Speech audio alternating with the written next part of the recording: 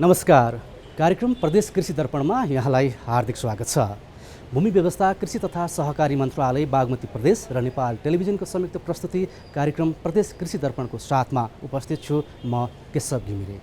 दर्शकवृन्द, हामीले यस कार्यक्रममा भूमि व्यवस्था कृषि तथा सहकारी मन्त्रालय बागमती प्रदेशले कृषिसँग सम्बन्धित गरिरहेका गतिविधिहरू समेट्ने गर्दछौँ। आजको श्रृङ्खलामा मन्त्रालयले गरिरहेका गतिविधिसँगै सामूहिक खेती, अर्कोतर्फ ड्रागन फलसँग सम्बन्धित सामग्री प्रस्तुत गर्नेछौँ। भूमि व्यवस्था कृषि तथा सहकारी मन्त्रालय बागमती प्रदेशले मन्त्रालय तथा मातहतका कार्यालयहरूबाट आर्थिक वर्ष 2078-79 सञ्चालन हुने कार्यक्रमहरूको लागि आवश्यक पर्ने कार्यविधिहरू संशोधन गरेको छ। असोज महिनामा 5 वटा कार्यविधिहरू संशोधन भएका छन्। यसैगरी 10 वटा नयाँ कार्यविधिहरू तयार भएका छन्। बागमती प्रदेश स्थित भूमि व्यवस्था कृषि तथा सहकारी मन्त्रालयका सचिव डाक्टर शरण कुमार पाण्डेले पदभार ग्रहण गर्नु भएको छ। सचिव पाण्डेले 2078 साल असोज 4 गते पदभार ग्रहण गर्नुभएको हो। कृषि विकास निर्देशनालय बागमती प्रदेश र हेटौँडा उपमहानगरपालिकाको सहकार्यमा कृषि थोक बजार निर्माण सुरु भएको छ। 28,36,55,983 रुपैयाँको लागतमा कृषि थोक बजार निर्माण हुन लागेको हो। 2081 साल जेठ 8 गते निर्माण सम्पन्न गर्ने गरी अहिले निर्माणको काम भइरहेको प्रोजेक्ट म्यानेजर मिथिलेश कुमार शाहले बताउनुभयो। पशु कल्याणमा अभिवृद्धि, दिगो विकास र समृद्धि भन्ने मूल नाराका साथ बागमती प्रदेशमा विश्व पशु दिवस 2078 मनाइएको छ। भूमि व्यवस्था कृषि तथा सहकारी मन्त्रालय मातहतका पशुपक्षी तथा मत्स्य विकास निर्देशनालय र जिल्लास्थित भेटेरिनरी अस्पताल तथा पशु सेवा विज्ञ केन्द्रको आयोजनामा 2078 साल असोज 18 गते विश्व पशुपक्षी दिवस मनाइएको हो। यसैगरी विश्व रेबिज दिवस 2078 पनि मनाइएको छ। रेबिज फ्याक्ट नट फियर भन्ने नारा सहित मन्त्रालय मातहतका पशुपक्षी तथा मत्स्य विकास निर्देशनालय र जिल्लास्थित भेटेरिनरी अस्पताल तथा पशु सेवा विज्ञ केन्द्रहरूको आयोजनामा विश्व रेबिज दिवस मनाइएको हो। भूमि व्यवस्था कृषि तथा सहकारी मन्त्रालय बागमती प्रदेशले चितवन राष्ट्रिय निकुञ्जको बफर जोनमा आरसीसी पर्खाल निर्माणका लागि बोलपत्र आह्वान गरेको छ। 2078 असोज 17 गते सूचना प्रकाशन गरी मन्त्रालयले बोलपत्र आह्वान गरेको हो। पशुपक्षी तथा मत्स्य विकास निर्देशनालय बागमती प्रदेश हेटौँडाले साझेदारीमा चौरी प्रजनन तथा स्रोत केन्द्र विकास कार्यक्रमका लागि प्रस्ताव आह्वान गरेको छ। निर्देशनालयले 2078 असोज 22 गते सूचना प्रकाशन गरी साझेदारीमा चौरी प्रजनन तथा स्रोत केन्द्र विकास कार्यक्रम सहित साइजियल कारखाना स्थापना तथा सञ्चालनका लागि 50% अनुदान र मत्स्यपालक कृषक व्यवसायलाई विद्युत खपतमा अनुदान कार्यक्रमको प्रस्ताव आह्वान गरेको हो। दुग्ध विकास बोर्ड बागमती प्रदेशले विभिन्न अनुदानका कार्यक्रमका लागि प्रस्ताव आह्वान गरेको छ। बोर्डले 2078 साल असोज 19 गते सूचना प्रकाशित गरी दुग्ध पदार्थ यान्त्रिकरण, दुग्ध पदार्थको उत्पादन, प्रशोधन तथा भण्डारण सम्बन्धी यन्त्र उपकरण वितरण, साना कृषक 1 गाई 1 रबर म्याच, 1 भैँसी 1 रबर म्याच खरिद तथा वितरण, साना तथा घरेलु दुग्ध उद्योगको क्षमता विकास कार्यक्रम, साझेदारीमा दुग्ध चिस्यान केन्द्र निर्माणका लागि प्रस्ताव आह्वान गरेको हो। मत्स्य विकास फार्म कुलेखानीले इन्द्र सरोवर रिजर्भवायरमा 1 लाख माछाका भुरा छाडेको छ। 20 वर्ष अघि नेपाल भित्राइएको ड्रागन फल अहिले व्यावसायिक खेतीका रूपमा चिनिन थालेको छ। यो खेतीबाट प्रशस्त आम्दानी हुन थालेपछि कृषकहरू पनि यसतर्फ आकर्षित भएका छन्। अर्कोतर्फ मन्त्रालयले पनि किसानलाई अनुदान उपलब्ध गराएर यो खेती गर्नका लागि प्रोत्साहन गरिरहेको छ।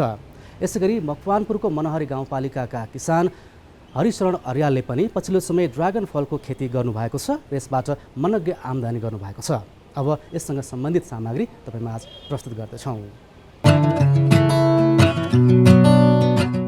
8-9 वर्ष अघिसम्म धेरैलाई थाहासम्म नभएको ड्रागन फल अहिले व्यावसायिक खेती बनेको छ।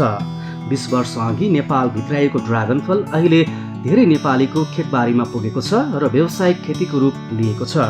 सेतो र रातो जातको यो फलबारे सुरुमा विदेश यात्रामा जाने भिआइपी नेपालीलाई मात्रै थाहा हुन्थ्यो, तर अहिले धेरै किसानले व्यावसायिक रूपमा ड्रागन फलको खेती गर्न थालेका छन्। यसैमध्येका एक हुनुहुन्छ बागमती प्रदेशको मकवानपुर जिल्ला मनहरी गाउँपालिका 7 रमौलीका कृषक हरिशरण अर्याल। अर्यालले पनि छिमेकी राष्ट्र चीनमा तालिममा गएको समयमा ड्रागन फलको बारेमा जानकारी लिनुभयो र नेपाल आएर यसको व्यावसायिक खेती सुरु गर्नुभयो। मैले चाहिँ नेपाल सरकारको एउटा प्रोग्राममा चाहिँ म चाइनामा जाने अवसर पाएको थिएँ। त्यहाँ चाहिँ मैले महिना दिन बसेर यो ट्रेनिङ लिँदाखेरि चाहिँ यो ड्र्यागन फ्रुटको बारेमा मलाई थोरै त्यहाँ चाहिँ खानेर बस्ने बेलामा पनि यो ड्र्यागन फ्रुट खुवाउनुहुन्थ्यो उहाँहरूले। र अर्बन एरियामा जाँदाखेरि यो ड्र्यागन फ्रुटको प्लान्टहरू देखिसकेपछि यो प्लान्ट नेपालमा लगेर हुर्काउने हो भने कति सफलता मिल्थ्यो होला भन्ने मनमा कौतूहल थियो। र त्यहाँबाट बिरुवाहरू ल्याउने चाहिँ चान्स मिलेको थिएन। तर पछि नेपाल आइसकेपछि नेपालमा पनि यो बिरुवाहरू उपलब्ध हुन्छ भन्ने थाहा भइसकेपछि मैले सक्रियताका साथ यो चाहिँ फ्रुट लगाउनलाई 1 वर्ष जति लगभग अध्ययन गरेँ। अनि त्यसपछि यो व्यवसाय गर्दाखेरि समाजलाई मेरो व्यक्तिगत रूपमा र सिङ्गो समुदायलाई पनि राम्रो हुने जस्तो लागेर अनि मैले सुरु गरेँ। ड्र्यागन फल एक प्रकारको सिउँडी प्रजातिको बिरुवा हो। यसको स्तम्भ कमजोर हुने भएकाले बाहिरी सपोर्टको आवश्यकता पर्दछ। सिमेन्टका पोल बनाएर टायरको सहायतामा यसलाई सपोर्ट दिने गरिन्छ। सामान्यतया 3 वर्षमा फल्न सुरु गर्ने ड्र्यागन फल राम्रो स्याहार सुसार पायो भने 2 वर्षमै फल्न थाल्दछ। अर्यालको मेहनत र परिश्रमले यस्तै देखाएको छ। उहाँले खेती सुरु गरेको 2 वर्षमै राम्रो उत्पादन गर्नुभएको छ। लगभग 3 वर्षमा फल्ने भनेर नम्स हो यसको। र यसलाई अलिकति राम्रोसँग स्याहार गर्यो र हुर्काइयो भने चाहिँ 2 वर्षमा नै फल्दो रहेछ भन्ने कुरा हाम्रो रिजल्ट आएको छ। यसले नै सिकाएको छ हामीलाई। हामीले पढ्न अन्त धेरै पाएको थिएनौँ। यहीसँग हामी यही ड्र्यागन फ्रुटसँगै पढ्दैछौँ। उसले नै हामीलाई सिकाइरहेको छ। र यो 2 वर्षमा फलेकोमा चाहिँ अहिले मैले 11 कुइन्टलभन्दा माथि चाहिँ अहिले बिक्री भइसकेको छ। 1-2 कुइन्टल जति डेमोमा गएको छ। जस्तो चाख्ने यताउता बस्ने हुन्छ डेमोमा गएको छ। बाँकीहरू 10-11 कुइन्टल बेचिरहँदाखेरि 600 रुपियाँ प्रति केजी बेचेको छु।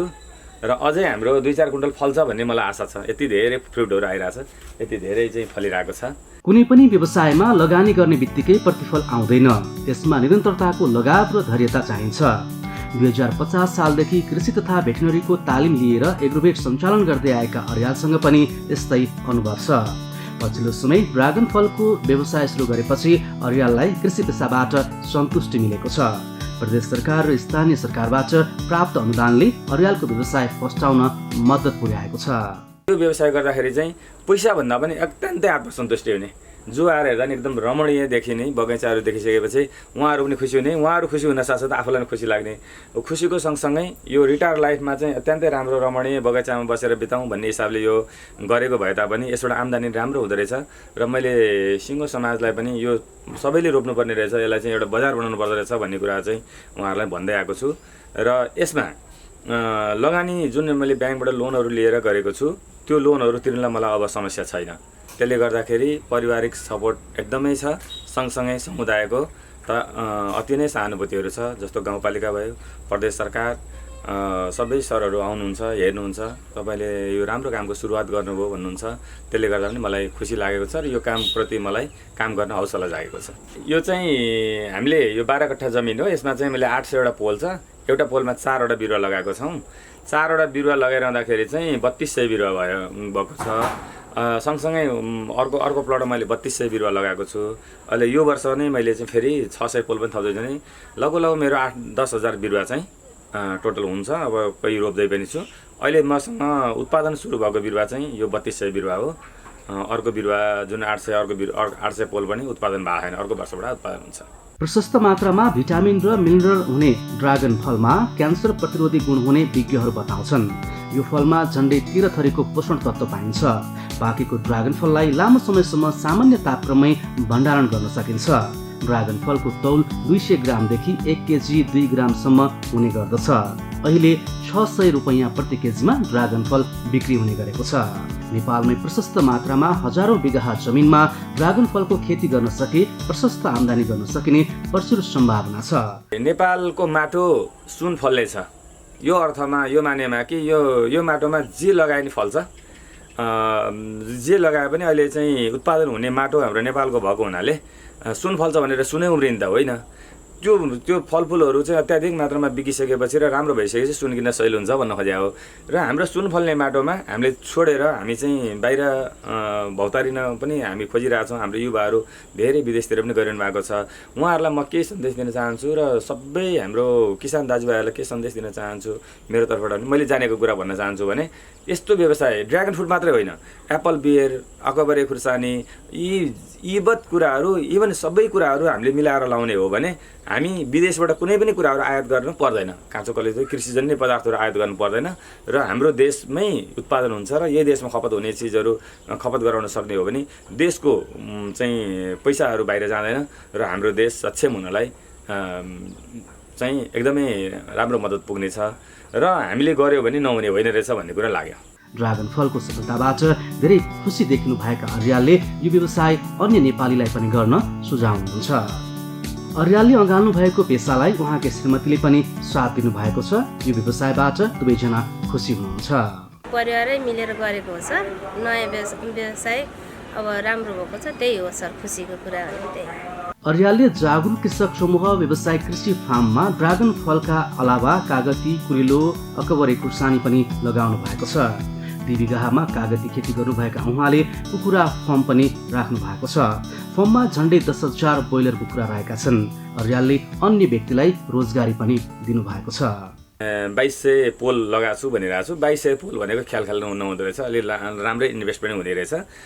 सँगसँगै मैले चाहिँ 2 बिघामा कागती लगाएको छु, सुन कागती, त्यो पनि फल्न थालेको छ। 1 वर्ष भयो, त्यो पनि फलिरहेछ। सँगसँगै मैले लगभग 1 बिघा जतिमा त्यो कागतीभित्र नै कुरिलो स्पारागस लगाएको छु। अगाडि अकबरे खुर्सानी पनि लगाएको छु हैन। त्यसले पनि कस्तो हुँदो रहेछ त्यसको चाहिँ उत्पादन भनेर त्यो पनि हेरिरहेको छु, टेस्ट गरिरहेको छु। भनेपछि यी सबै कुराहरू गर्नलाई 3जना स्टाफ चाहिँ मेरो कम्पलसरी मासिक तलबमा बस्नुहुन्छ। अनि मैले एउटा कुखुरा पनि पालिरहेको छु, 8-10 हजार कुखुरा हुन्छ मेरो, ब्रोइलर कुखुरा कन्टिन्यू हाल्छु। त्यहाँ पनि 2-3जनाले रोजगार पाउनु भएको छ, त्यो चाहिँ मासिक रोजगार हुन्छ।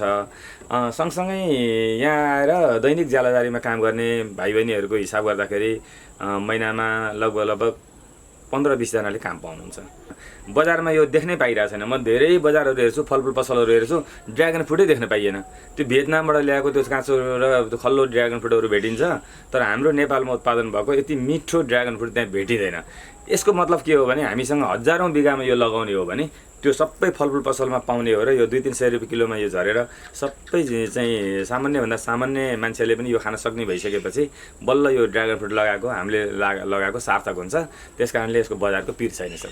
आर्थिक उपार्जनको प्रचुर सम्भावना बोकेको ड्रागन फलको व्यावसायिक खेतीका लागि अन्य किसानलाई संलग्न गराउन सकेमा ड्रागन फलको निर्यात गरेर देशको आर्थिक क्षेत्रमा पनि टेवा पुर्याउन सक्ने सम्भावना रहेको छ। कृषि मार्फत प्रदेशलाई समृद्ध बनाउने लक्ष्य लिएको भूमि व्यवस्था कृषि तथा सहकारी मन्त्रालय बागमती प्रदेशले साना किसान लक्षित विभिन्न कार्यक्रमहरू अघि सारेको छ। जनसंसार समूहमा गरिने खेतीलाई मन्त्रालयले बढी प्रोत्साहन गरिरहेको छ। त्यसरी गरिने खेतीमा मन्त्रालयले अनुदान पनि उपलब्ध गराएको छ। मन्त्रालयले अनुदान दिन थालेपछि युवाहरू यो खेतीतर्फ आकर्षित भएका छन्। चितवनको भरतपुर महानगरपालिकामा त्यसै गरी 18वटा कृषकहरू मिलेर सामूहिक रूपमा खेती गर्नुभएको छ। परम्परागत निर्वाहमुखी खेती प्रणालीले कृषि उत्पादन वृद्धि हुन नसकेपछि बागमती प्रदेशका विभिन्न जिल्लामा सामूहिक खेती गर्न सुरु गरिएको छ। जमिनको बढीभन्दा बढी उपयोग गरी कृषि उत्पादन वृद्धि गर्न भूमि व्यवस्था कृषि तथा सहकारी मन्त्रालय बागमती प्रदेशले सामूहिक खेतीलाई अघि बढाएको हो। जमिन चाक्लाबन्दी गरेर खेती गर्न प्रदेश सरकारले प्रोत्साहन गरेपछि किसानहरू पनि समूह बनाएर खेती गर्न आकर्षित भएका छन्। यसै क्रममा चितवनको भरतपुर महानगरपालिका वडा नम्बर 25 का 18 जना युवाले सामूहिक तरकारी खेती सुरु गर्नु भएको छ। खाद्यान्न, तरकारी लगायत सबै कुराहरू हामी भारतसँग चाहिँ परनिर्भर नभइकन हाम्रो कुनै उपाय लाग्दैन भन्ने जुन एउटा सोचाइ थियो, त्यसमा हामीले केही गर्न सकिन्छ कि हामी जतिको युवाहरूले भन्ने कुरा चाहिँ हामीलाई परेको थियो। म त्यतिखेर एमएससी लागि काठमाडौँ थिएँ। त्यो नाकाबन्दीको प्रभावले गर्दा हामीले ग्यास पनि नपाएर हैन कतिपय दाउरामै पकाउनु पर्ने अवस्था, त्यो अवस्था पुगेको भएर पनि अलिकति खेतीपाती गर्नुपर्छ भन्ने थियो मलाई। त्यसपछि म लगतै एमएससी भ्याए पछाडि चितवन फर्केँ। अनि यहाँ साथीभाइहरूसँग पनि कोर्डिनेसन गरेर एउटा सानो चाहिँ खेतीपाती सुरु गरौँ भन्ने थियो। अनि कुरा गर्दै जाँदा साथीहरू बिचमा त्यति मेल हुन सकेन त्यो टाइममा। त्यसपछि म फेरि पुनः काठमाडौँ नै फर्केँ र त्यहाँ गएर ल पढ्न थालेँ। ल पढेर ठ्याक्क भ्याएको थिएँ। भ्याए पछाडि अब होइन म केही गर्छु भन्ने चाहिँ मेरो भित्र लागिरहेको थियो। आएर 5 बिघा जति जमिनमा तरकारी खेती आफै एक्लै गरेँ। एक्लै गरिसके पछाडि अलिकति यो मार्केट एनालाइसिस गर्न नजानेर अनि एक्लैले सबै ठाउँमा भ्याउन नसक्ने अवस्था भयो। त्यति धेरै मुनाफा भएन। त्यस पछाडि ठ्याक्क लकडाउन पनि भयो। लकडाउनको बेलामा धेरै साथीहरूले चाहिँ धेरै घाटा बेहोर्नु भयो। त्यस पछाडि त्यही घाटाको बिचमा मैले चाहिँ एउटा प्रस्ताव राखेँ। हामीभन्दा सिनियर अङ्कलहरू होइन बुवाहरूको एजको अङ्कलहरूसँग बसियो अनि हामी जस्तै साथीहरू 2-4 जना जो खेती गरिरहनु भएको थियो उहाँहरूलाई नै राखेँ र के कन्सेप्ट दिएँ भन्दाखेरि अहिले हाम्रो यति धेरै नोक्सान भएको छ किन भन्दा हामीमा युनिटी नभएको कारणले गर्दा हो। यदि युनिटी हुने हो भने यो नोक्सान कम गर्न सकिन्छ भनेर एउटा प्रस्ताव ल्याएँ मैले सामूहिक खेतीको। त्यसमा चाहिँ सुरुमा त हामी 4 जना मात्रै सहमत भयौँ, धेरैजना थियौँ। पछि गर्दै गर्दै जाँदा 18 जना युथहरू चाहिँ सहमत भइयो। त्यतिखेर चाहिँ हामीले 50 बिघा जग्गामा गर्ने भन्ने हाम्रो प्लानिङ थियो। त्यस पछाडि जग्गा खोज्दै गयौँ, पाइयो पनि र सुरुमा हामीले 3 लाखको दरले पैसा उठायौँ र अरू बाँकी रहेको ब्याङ्कहरूबाट अनुदान लियौँ। यो सहयोग अनुदानको पनि यो ब्याज सहयोग अनुदान जुन छ सब्सिडीवाला लोन ब्याङ्कबाट लियौँ अनि काम सुरु गऱ्यौँ। पहिलो वर्ष अब ठ्याक्क कोभिड भइएको थियो, कोभिडकै टाइम रहिरहेको थियो। हाम्रो लगानी वर्ष पनि थियो, लगानी गर्दै गयौँ। त्यसबाट हामीले चाहिँ अलिकति अघिल्लो भन्दा अलिकति नाफा बिहोऱ्यौँ होइन, नाफा भयो हामीलाई। किन भन्दा हामीले नाफा भन्नाले जति लगानी भयो लगानीको ठ्याक्कै मूल्य त उठ्थेन, किन भन्दा हामीले ग्रिन हाउस बनाएका थियौँ त्यो वर्ष, बोरिङहरू खनेका थियौँ। त्यो चाहिँ संरचना थाई संरचना धेरै वर्षको लगानीपछि बल्ल त्यसको मूल्य उठ्ने हो। त्यस्ता कुराहरू गऱ्यौँ। त्यो हामीलाई प्रोफिटेबल भनौँ न एक हिसाबले। तरकारी पनि सहज तरिकाले बेच्न पायौँ। 50 बिघाको तरकारी यहाँ छ भनेपछि व्यापारी आउने कुराहरू अनि व्यापारीसँग बार्गेनिङ गर्ने कुराहरूमा चाहिँ हामीलाई राम्रै भयो। परम्परागत रूपमा चल्दै आएको कृषि पेशालाई युवाहरूले फरक ढङ्गले सञ्चालन गर्नुभएको छ। 100 बिघा जमिनमा 18वटा ब्लक बनाएर तरकारी खेती गरिएको छ। 15 बिघामा गोलभेडा, 1.5 बिघामा बोडी, 1.5 बिघामा करेला, 2.5 बिघामा बन्दाकोपी, 2.5 बिघामा काउली, 5 बिघामा काँक्रो, 3 बिघामा लौका, 4 बिघामा फर्सी, 5 बिघामा भान्चा, 7 बिघामा सिमी, 5 बिघामा खुर्सानी, 1 बिघामा चिचिन्डो, 45 बिघामा धान, 1 बिघामा फुल र 1 बिघामा कागती र 1 बिघामा उगिलोको खेती गरिएको छ। प्रत्येक ब्लकमा 1 जना सदस्यलाई जिम्मेवारी दिएको छ। 18वटा ब्लक निर्माण गरे 100 बिघामा र प्रत्येक ब्लकमा 1 म्यानेजर जो फाउन्डरहरू हुन्थ्यो उहाँहरूलाई म्यानेजरको रूपमा नियुक्ति गरेर उहाँलाई चाहिँ सबै कुराको अधिकार दिए। बेच्नेदेखि लिएर किन्नेदेखि लिएर सबै कुराको अधिकार, कामदार राख्नेदेखि लिएर विषादीदेखि लिएर सब कुराको अधिकार दिए। मात्र एउटा अधिकार के दिइन भन्दा कुन खेती कसरी लगाउने भन्ने कुरा चाहिँ समूहले निर्णय गरेर जाने। समूहको अफिस छ, त्यसले एउटा रेखदेख समिति छ, त्यसले निर्णय गर्ने। 100 बिघामा कति बिघामा के लगाउने भन्ने कुरा चाहिँ समूहले निर्णय गर्ने। त्यो निर्णय गरिसकेपछि त्यो निर्णय भइसकेपछि बल्ल ब्लकमा आएर ब्लकहरूले चाहिँ कसलाई के इच्छा छ सोधेर त्यही अनुसारले यो वर्ष 40 बिघामा टमाटर लगाउने भयो भने 40 बिघामा मात्रै लगाउने, त्यहाँभन्दा धेरै लगाउन नपाउने। 40 बिघा नि 18 जनाले लगाउँछ भने 18 जनालाई भाग लगाउने 2 बिघा पर्छ कि 3 बिघा पर्छ। कसैले 1 बिघा मात्रै लगाउन चाहनुभयो भने 1 बिघा गरेर त्यसरी गरेर चाहिँ यो वर्षबाट हामीले अहिले सुरुवात गर्छौँ। 18 जना युवा कृषकको प्रति सदस्य 3 लाख रुपैयाँको लगानीमा युवा आधुनिक सामूहिक फर्म स्थापना गरी तरकारी व्यवसाय सुरु भएको हो। अहिले 6 करोड रुपैयाँ ऋण रहेको छ। ऋण तिर्नका लागि 2 वर्षको योजना बनाइएको छ। अनुदानहरू पनि सरकारबाट आएको छ, फेरि पनि आउनेवाला छ होइन। ती कुराहरू अब यो वर्ष र अर्को वर्षभित्रमा हामीले सबै लोन हामीले चुक्ता गर्छौँ। 6 करोड नै यो वर्ष र अर्को वर्षको हाम्रो टार्गेट छ। यो वर्ष 3 करोड हामीले कमाउने र अर्को वर्ष 3 करोड गरेर 6 करोड लोन तिर्ने भनेका छौँ हामीले।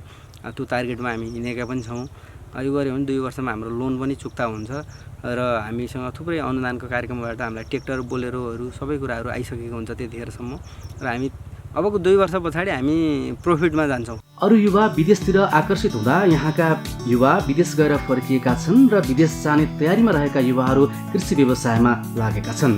युवाहरूले मात्रै होइन, फर्ममा अहिले मासिक तलबमा 40 जनाले काम गर्ने गर्नु भएको छ भने दैनिक ज्यालादारी 60 जना गरी 100 जनाले रोजगारी पाउनु भएको छ। ससाना टुक्रामा विभाजित जमिनलाई एकीकृत गरी एउटै प्लट बनाएर सामूहिक खेती गर्दा सरकारले कृषि उपकरण किन्न अनुदान दिने गरेको छ। सरकारले अनुदानसँगै कृषक र उपभोक्तालाई ठग्ने बिचौलिया नियन्त्रण गर्नेतर्फ पनि ध्यान दिनुपर्ने कृषकको आग्रह छ। सरकारले यत्रो अनुदान लगानी गरिरहनुको सट्टामा ती पैसा र ती दिमाग चाहिँ बजारीकरणको लागि मात्रै ध्यान दिने हो भने किसान कहिल्यै मर्न पर्दैन। किसानले आफैले ट्र्याक्टर किनेर चलाउन नि सक्छ, तर जुन किसानले उत्पादन गरेको चिज बजार मूल्य पाउँदैन त्यतिखेर जस्तो पीडा किसानलाई कहिले पनि हुँदैन। नेपालमा अहिले जति छन् हामी मात्रै होइन, जति किसान छन् ती सबै किसानहरू चाहिँ ए प्रभु इन्डियाबाट तरकारी नआइदियो हुन्थ्यो भनेर कोर्न पर्ने। इन्डियामा लागत मूल्य कम लाग्छ र उहाँको लिएर आएर नेपाली बजारसँग हामी प्रतिस्पर्धा गर्नुपर्छ। त्यसले गर्दाखेरि सरकारले अनुदान दिइरहेको छ, भलै टेवा त पुगेको छ, तर त्योभन्दा नि राम्रो टेवा चाहिँ बजारीकरणलाई र मूल्यलाई चाहिँ एउटा किसानलाई चाहिँ न्यूनतम यति मूल्य ल तेरो यति आउँछ भन्ने खालका, त्यो मात्रै नभइकन इन्डियाबाट तरकारी आएर एका दुई दिन हो तरकारीको मूल्य पाउने, एकचोटि दुईचोटि टिपाइमा मात्रै मूल्य पाउने हुन्छ, त्यो पनि झुकिएर अनि बिचौलिया छ, दुनियाँ दिवाना छ। त्यसले गर्दाखेरि सरकारले दिएको अनुदान राम्रो सार्थकता चाहिँ बजारीकरण गरियो भने, बिचको बिचौलियालाई हटाइयो भने बल्ल किसान त्यहाँबाट उँभो लाग्छ भन्ने लाग्छ। सामूहिक खेतीबाट उत्पादित कृषिजन्य वस्तुको भण्डारण तथा बजार व्यवस्थापन गर्न गोदामघर, कृषि सडक निर्माणमा सरकारले सघाएको छ। सिँचाइका लागि नहर निर्माण प्रविधि बिउ बिजनमा पनि प्रदेश सरकारले सघाएको छ। कृषि ज्ञान केन्द्र चितवनले थोपा सिँचाइ, टनेल, मिनी टेलर जस्ता उपकरणहरू अनुदानमा प्रदान गरेको छ। भूमि व्यवस्था, कृषि तथा सहकारी मन्त्रालय बागमती प्रदेशले कृषकका लागि विभिन्न कार्यक्रमहरू अघि सारेको छ। कृषकका लागि अघि सारिएका कार्यक्रमहरू सफल पार्नका लागि विभिन्न कार्यविधि, निर्देशिका, नीति नियम पनि मन्त्रालयले बनाइरहेको छ। समय सापेक्ष रूपमा मन्त्रालयले कार्यविधिहरू संशोधन र परिमार्जन पनि गरिरहेको छ। अब क्रममा योसँग सम्बन्धित सामग्री तपाईमाझ प्रस्तुत गर्दैछौँ। भूमि व्यवस्था, कृषि तथा सहकारी मन्त्रालय बागमती प्रदेशले किसानहरूको आय आर्जनमा वृद्धि गर्नका लागि विशेष महत्त्व दिएर कार्यक्रमहरू अघि सारेको जनाएको छ। खास गरी किसानहरूको जीवनस्तर माथि उकास्ने, कृषि उपजहरूको उत्पादन र उत्पादकत्व वृद्धि गर्ने, मत्स्य क्षेत्रको उत्पादकत्वमा वृद्धि गर्ने, त्यस्तै गरी हामीले चाहिँ पशुपक्षीतर्फ पनि पशुजन्य पदार्थहरूको उत्पादन र उत्पादन वृद्धि गर्ने विभिन्न किसिमका कार्यक्रमहरू हामीले ल्याएका छौँ। भन्नुपर्दाखेरि खास गरी हामीले पाउडर प्लान्टको एउटा स्ट्रक्चर बनाउने, पाउडर प्लान्ट, दुध पाउडर प्लान्ट बनाउने, जसले गर्दाखेरि 60,000 लिटर दुध दैनिक खपत हुने र किसानहरूको बजारीकरणको समस्याहरूलाई हल गर्ने हामीले एउटा कार्यक्रमहरू तय गरेका छौँ। नमुना कृषि फार्महरू, बृहत्तर कृषि फार्महरू, कृषि पर्यटनका कार्यक्रमहरू पनि हामीले ल्याएका छौँ, जसले गर्दाखेरि कृषिका उत्पादनहरू गर्ने, उत्पादन वृद्धि हुने कुराहरू हामीले सोचिरहेका छौँ। त्यस्तै गरी हामीले माछा पोखरीमा पनि अनुदानका कार्यक्रमहरू अहिले तय गरेका छौँ। माछा पालन गरिरहेका कृषकहरू लक्षित गरेर विद्युत महसुलमा 50% अनुदान दिने कार्यक्रमहरू पनि गरेका छौँ। पशु आहारका कार्यक्रमहरूमा साइलेज निर्माण गर्ने कार्यक्रमहरू पनि हामीले तय गरेका छौँ र प्रति लिटर दुधमा उत्पादनको आधारमा अनुदान दिने महत्त्वपूर्ण कार्यक्रम पनि हामीले यो वर्ष विगतमा जस्तै निरन्तरतामा राखेका छौँ र ठुला थोक बजार, प्रादेशिक थोक बजारहरू निर्माणको कार्यक्रम पनि निरन्तर रूपमा अगाडि बढेको छ। कोल्ड च्याम्बरहरू जहाँ चाहिँ सञ्चित गर्न, कृषि उपजहरू सञ्चित गर्ने कुराहरूमा कोल्ड च्याम्बरहरूको निर्माणको पनि हामीले कार्यक्रमहरू समूह सहकारी लक्षित गरेर अगाडि बढाएका छौँ। कोल्ड स्टोरहरू, ठुल्ठुला कोल्ड स्टोर, बिग प्रोजेक्टहरू पनि हामीले यस चालु आबोमा कार्यान्वयन गर्ने गरी तय गरेका छौँ।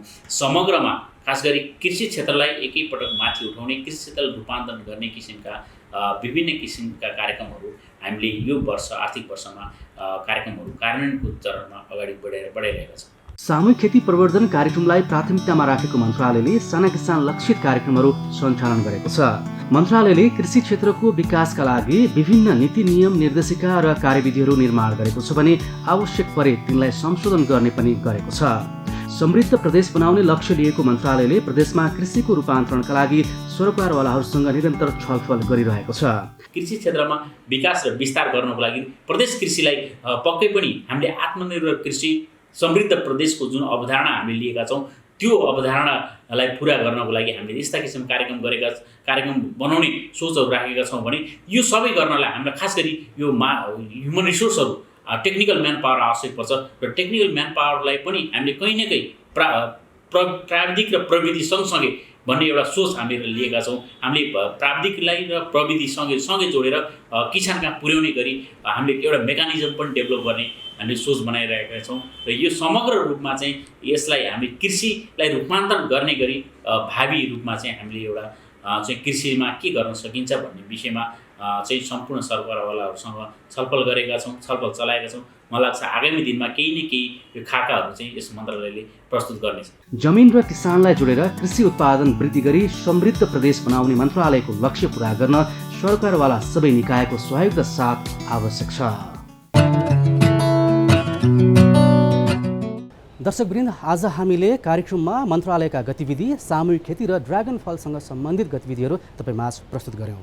आजका लागि कार्यक्रमको समय सकियो। फेरि नयाँ श्रृङ्खलामा नयाँ विषयवस्तुसहित तपाईँ हाम्रो भेट हुनेछ। तबसम्मको लागि हामी सबै बिदा भयौँ। नमस्कार।